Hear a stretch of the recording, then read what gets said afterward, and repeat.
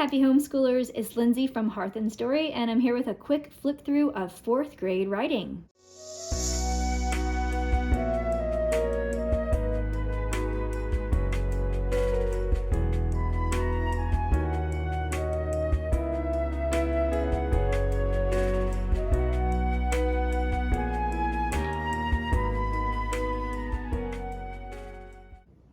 So let's get into it.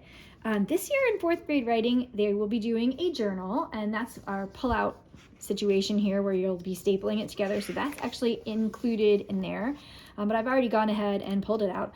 So it's just a blank journal they can use. They can also buy one or type it. My son actually types all of his journal entries. So if your child is more comfortable typing, that's also a great way to go. But I thought I'd show you that. There are 10 journal entries in here, and that just gets kids writing about a topic that's kind of fun, kind of engaging and interesting, that's not really very high stakes, to get more comfortable writing. So in this course, we're actually starting off with a time capsule paragraph. So at the beginning of the year, the students will write this paragraph. They'll put it in an envelope, they'll put the seal over it, and in fact, my son is just getting ready to open his 6th grade time capsule. So he's got it here ready to go. I had that handy, so we're doing that today at the time I'm recording this. So they do an essay in 6th grade, but in 4th grade it's a paragraph. And then at the end of the year, they'll sort of unearth that and take a look at how different their writing is from the beginning of the year to the end of the year. And so they can really see the growth that they have experienced. So that's the first assignment, just to kind of see where we are. And then we always have a planner for how to, plan out our paragraphs. Then we introduce journaling, and that's where you're going to be bringing in your journal. And then after that, we're going right into paragraph parts, really scaffolded bit by bit. I'm going through and reviewing how to write a strong paragraph. And they do that for quite a few lessons here. I mean, just one after the next, concluding sentence, for example. We've got places to write, adding transitions. All of these parts are in these sort of bite-sized lessons. So you're doing, maybe 2 or 3 of these a week until you finally, get your paragraph written. Editing, revising. We've got our editing marks, our checklists. Everything's in here for you. It's written to the student, but also sort of to the teacher at the same time. There's not a separate teacher guide. And then after that, they're going to be going and doing really that same process over again for persuasive, expository, narrative, and descriptive paragraphs. So they'll be writing each one of those one by one.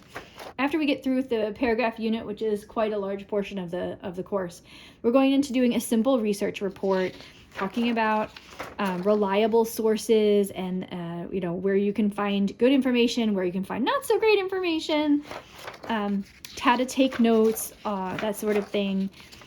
And they'll be writing that report. When they're all done with their short research report, that's when we're going to head into writing their very first 5-paragraph essay. If you've ever taken a look at Hearth Story 5th grade, that is the big focus of 5th grade. But we do introduce this kind of toward the middle to the end of 4th grade. So we're going through very, very slowly, step by step, talking about all the things that you're going to need in a 5-paragraph essay. How to brainstorm, how to planning your thesis statement. What is a thesis statement? Planning a hook and all different sorts of hooks you could use. Planning the first and second part of your conclusion. So very, very bite-sized, very bit by bit going through this. And then they'll be writing, of course. Writing their introduction, writing their conclusion on a different day. So this is the slowest possible way to write a 5-paragraph essay. We're really, really taking it very, very slowly, so it's not overwhelming. We're scaffolding and building onto those skills as we go. We're going to be doing transitions again, revising, how to review with your teacher or with a peer. We've got checklists again for everything. You'll see in here we have a lot of places to write. However, I strongly recommend typing. And typing is a goal. It's a federal standard for 4th grade. So you do want to hit that if you can. Hearth Story does not teach typing. That is something that you're going to have to learn separately. In my family, we just learn it by doing it. None of us have ever taken a typing course of any kind. We just all know how to type just from typing a lot. It's not something that we had to study, but I know a lot of people really benefit from taking a typing course. So that's something you could look into. I did leave room to write, like I said, but we type everything in our house. And then finally, our last unit of the year, they're actually going to write a creative short story. And again, this goes very slowly through this process, building, talking about all the different elements of a story that you might want to have, your setting, your main character. So bit by bit, we're building what we want to have in this story, and then we finally get to actually writing it. And then finally, they write that time capsule paragraph one more time, a new paragraph, and then open up the old one from the beginning of the year that they've got in an envelope. Hopefully they can find it, and compare the two and see how they have grown as a writer. And that's it for fourth grade. So it just very slow and steady through all of these things that we're working on to really come out of fourth grade with a lot of confidence heading into the fifth grade writing. In the back, we have our answer key, as we always do, although this is mostly just writing, and you're going to be taking a look at what they wrote and helping them with it. That's not something that would have an answer key for it, of course. That's about it for fourth grade writing. Definitely let me know in the comments if you have any questions, and happy homeschooling.